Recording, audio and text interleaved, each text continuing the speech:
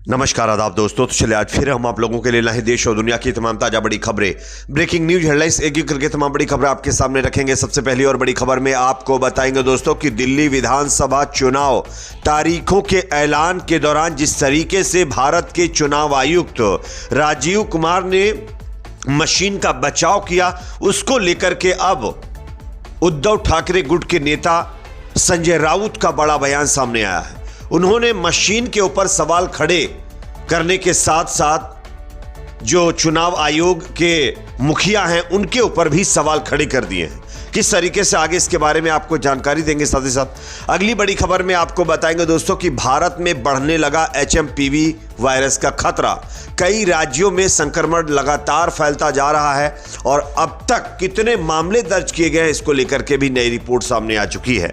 आगे मैं आपको बताऊंगा कि किस राज्य में कितने मामले अभी तक सामने आ चुके हैं। क्या आने वाले दिनों में हम सबको लॉकडाउन का फिर से सामना करना पड़ सकता है? ये तमाम सवाल लोगों के मन में। चलिए इसके बारे में आगे हम आपको बताते हैं। साथ ही साथ अगली बड़ी खबर में आपको बताएंगे दोस्तों कि संभल मस्जिद विवाद पर मुस्लिम पक्ष को इलाहाबाद हाईकोर्ट से बहुत बड़ी राहत मिल गई है। यहां पर इलाहाबाद हाईकोर्ट ने एक बड़ा फैसला संभल मस्जिद फेवर में दिया है। क्या है इसकी भी जानकारी आपको देंगे। साथ ही साथ अगली बड़ी खबर में आपको बताएंगे दोस्तों कि भाजपा के विवादित नेता और महिलाओं के ऊपर आपत्तिजनक टिप्पणी करने वाले रमेश बिधूड़ी के खिलाफ बीजेपी कर सकती है बहुत बड़ी कार्रवाई। क्या इसकी भी जानकारी देंगे। साथ ही साथ अगली बड़ी खबर में आपको बताएंगे दोस्तों कि वक्फ की जमीन को लेकर के योगी आदित्यनाथ का बहुत बड़ा बयान। एक बार फिर योगी आदित्यनाथ ने एक ऐसा बयान वक्फ बोर्ड को लेकर के दिया है जिसको लेकर के बवाल मच गया है।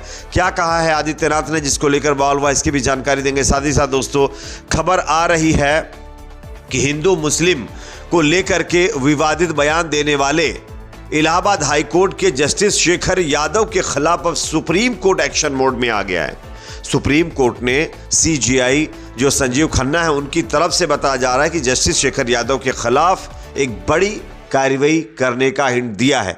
क्या है इसके बारे में भी आपको बताएंगे। साथ ही साथ अगली बड़ी खबर में आपको बताएंगे दोस्तों कि महाराष्ट्र के अंदर एक और बड़ा सियासी उलटफेर देखने को मिल सकता है। खबर आ रही है कि महाराष्ट्र में जिस तरीके से बीजेपी और शिवसेना जो कि एकनाथ शिंदे गुट की है उनकी तरफ से जो प्लानिंग की जा रही है उस पर यानी शरद पवार गुट के नेताओं की तरफ से पानी फेर दिया गया है। किस तरीके से आगे इसकी भी जानकारी देंगे। उससे पहले छोटी सी रिक्वेस्ट, अगर वीडियो पसंद है तो लाइक जरूर करिए, चैनल पर नए हैं तो सब्सक्राइब करने के बाद बेल आइकन को प्रेस करना ना भूलें। बात करेंगे पहली और बड़ी खबर की। जैसा कि आप जानते हैं दोस्तों कि लगातार हमारे देश के अंदर मशीन और चुनाव आयोग के ऊपर सवाल खड़े होते रहे हैं। तमाम लोगों का मानना है कि जो चुनाव आयोग है वो एक पार्टी का फेवर करता है और मशीन में धांधली के बावजूद चुनाव आयोग उस मशीन को डिफेंड करता है। जब चुनाव आयुक्त से इस पर सवाल पूछे जाते हैं तो चुनाव आयुक्त जवाब देने की बजाय उल्टा और सवाल दाग देते हैं। और यही काम दिल्ली विधानसभा चुनाव की तारीखों के ऐलान के दौरान भी जो चुनाव आयुक्त है उनकी तरफ से किया गया। अब इसको लेकर के दोस्तों जो है शिवसेना UBT यानी उद्धव ठाकरे गुट के नेता संजय राउत का बड़ा बयान आया। उन्होंने क्या कहा आप स्क्रीन पर देखिए। महाराष्ट्र में शिवसेना UBT सांसद संजय राउत ने चुनाव आयोग पर आरोप लगाया है। संजय राउत ने मीडिया से बातचीत में कहा कि पूरी दुनिया कहती है कि मशीन में गड़बड़ी है, चुनाव आयोग कहता है कि इसमें कोई गड़बड़ी नहीं है। उन्होंने ये भी कहा कि हमें तो लगता है, यानी संजय राउत ने कहा कि हमें तो लगता है कि आयोग में ही सारी गड़बड़ी है। मुख्य चुनाव आयुक्त का नाम लेते हुए संजय राउत ने कहा कि राजीव कुमार रिटायर होंगे, इसके बाद भी उनके पास बढ़िया काम रहेगा। रिटायरमेंट के बाद मोदी और शाह उन्हें किसी राज्य का राज्यपाल बना देंगे। उन्होंने कहा कि महाराष्ट्र और हरियाणा में EVM में गड़बड़ी हुई है। चुनाव आयोग को गांवों में जाकर के बैठना चाहिए ताकि उन्हें मशीन और बैलेट पेपर की सच्चाई वाकई में समझ आ जाएगी। उन्होंने कहा कि बीजेपी ने लोकतंत्र का अपहरण कर लिया है, हजारों नाम मतदाता सूची से हटा दिए गए हैं।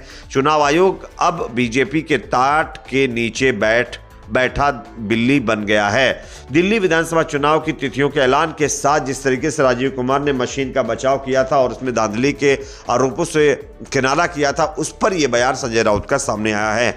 आप लोगों को क्या लगता है दोस्तों, क्या वाकई मशीन के अंदर कुछ ना कुछ हेराफेरी की जा सकती है?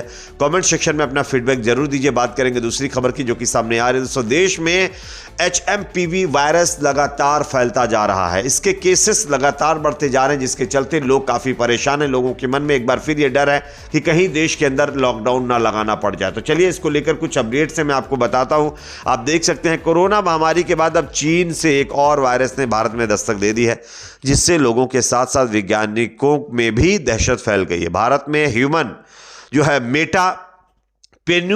है पेन्यू मोवायरस यानी HMPV का ताजा मामला मुंबई के पवई स्थित हीरानंदानी अस्पताल में सामने आया। यहां 6 महीने की बच्ची इस वायरस से संक्रमित पाई गई है। अब तक भारत में इस वायरस के कुल 8 मामले दर्ज किए जा चुके हैं, जिसमें बेंगलुरु, नागपुर, तमिलनाडु से 2-2 और अहमदाबाद, मुंबई से 1-1 मामला सामने आ चुका है। हालांकि तमाम जो है सरकार के जो लीडर हैं वो बता रहे हैं कि इससे डरने की जरूरत नहीं है, क्योंकि ये बहुत पुराना वायरस है, इससे पहले भी कई बार आ चुका है। 2001 में इसकी पहचान हो चुकी है, तो उतना ज़्यादा कोई प्रॉब्लम वाली बात नहीं है। और सर्दियों के मौसम में ये ज़्यादा इम्पैक्ट इसका देखने को मिलता है, इसलिए ये एक साधारण सी बात है।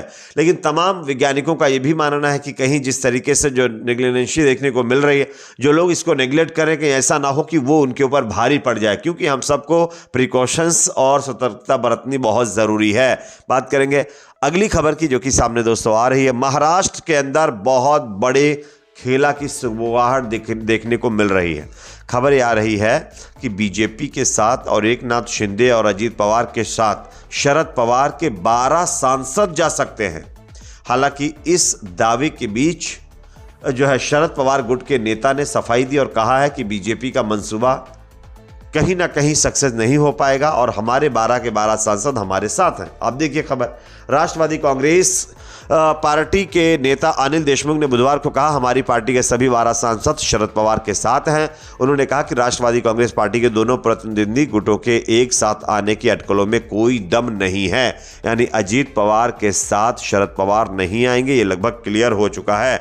बात करेंगे अगली खबर की जो कि सामने आ रही है दोस्तों। संभल मस्जिद को लेकर के इलाहाबाद हाईकोर्ट का बहुत बड़ा फैसला। उत्तर प्रदेश के संभल में शाही मस्जिद विवाद का मामला इलाहाबाद हाईकोर्ट पहुंच गया है। कोर्ट ने मामले की सुनवाई करते हुए मस्जिद इंतजामिया कमेटी को बड़ी राहत दे दी है। हाईकोर्ट ने संभल की जिला अदालत में चल रहे मुकदमे की सुनवाई पर रोक लगा दी है। 25 जनवरी तक मस्जिद विवाद में कोर्ट सुनवाई नहीं कर सकेगी। संभल की शाही जामा मस्जिद की इंतजामिया कमेटी की तरफ से दाखिल याचिका पर सुनवाई करते हुए इलाहाबाद हाईकोर्ट ने रोक लगाई है। तो ये अपने आप में कहीं ना कहीं मस्जिद कमेटी के लिए एक अच्छी खबर है। निचली अदालत इस पर सुनवाई नहीं कर सकेगी।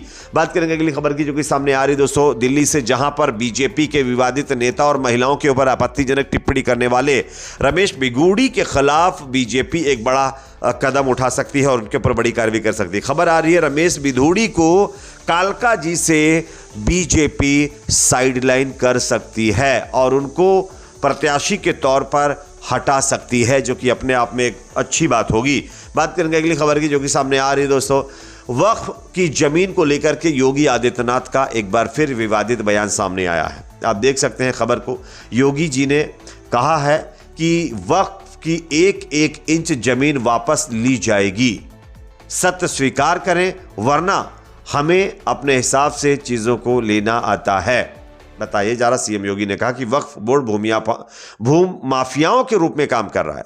सभी राजस्व अभिलेखों की जांच की जा रही है और अवैध रूप से कब्जाई गई वक्फ की एक इंच जमीन वापस ली जाएगी। सीएम योगी ने कहा कि राजस्व अभिलेखों में दर्ज जमीन वापस ली जाएगी, यानी कि सीधे सीधे कहा गया है कि जो अवैध जमीन वक्फ के पास है वो हम वापस लेंगे। ये योगी जी का बयान सामने आया है।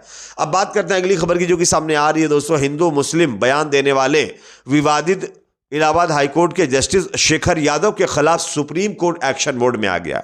बताया जा रहा है कि जब इससे पहले सुप्रीम कोर्ट के समक्ष शेखर यादव पेश हुए थे तो उनसे माफी की बात कही गई थी। कहा गया था कि वो सार्वजनिक तौर पर माफी मांगे अपने बयान को लेकर के, लेकिन अभी तक जस्टिस शेखर यादव की तरफ से माफी नहीं मांगी गई है, इसलिए सुप्रीम कोर्ट फिर एक्शन मोड में आ गया है। बताया जा रहा है कि सुप्रीम कोर्ट अब इस मामले को संज्ञान में लेते हुए सीजीआई खन्ना की तरफ से बड़ा कदम उठाया गया है और जस्टिस शेखर यादव को माफी ना मांगने की वजह से सुप्रीम कोर्ट एक बार फिर तलब कर सकता है, उनके खिलाफ बड़ा एक्शन ले सकता है। अब वो एक्शन क्या होगा ये देखने वाली बात होगी। इस पर आपकी राय कमेंट सेक्शन में बताइए। वीडियो पसंद है तो लाइक करिए, शेयर करिए, चैनल पर नए हैं तो सब्सक्राइब जरूर करें।